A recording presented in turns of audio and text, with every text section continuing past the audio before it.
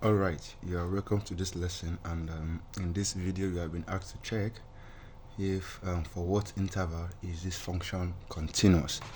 And I will read again in quote: for f of x equals root of x minus 5, on what interval is this continuous? Now you should know the condition for root function. First of all, let me start by saying that for you to have a continuous function, one of the first condition is that f of a must be defined. That is to say, this function must be defined at its own interval. Now, this now says now that you have a function of root.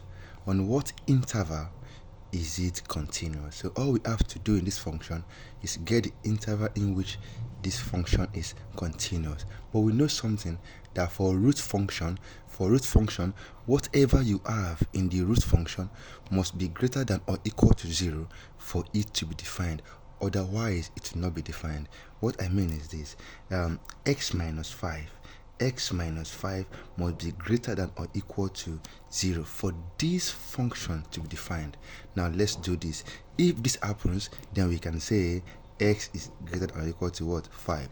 Now, for this to be defined, any x value you pick must be above 5 or equal to 5.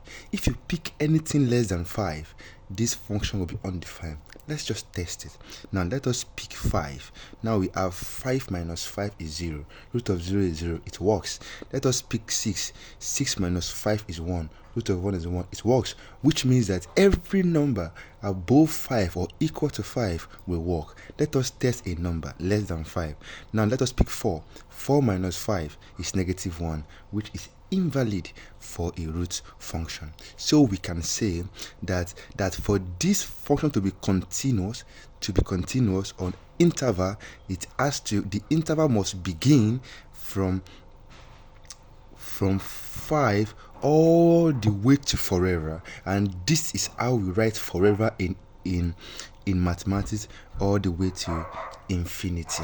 So now this sign, these brackets are different. Yes, this implies that 5 is inclusive, which this implies that infinity is not inclusive. Why? Because infinity that you see, this man is not a stable number. It's a very, very large number, and it squares all the way up to forever. Now, because we don't know what this stands for, it goes on to forever, we cannot say it is inclusive, so we leave it like this. This implies that 5 is inclusive, but it goes all the way to forever on the right side of 5.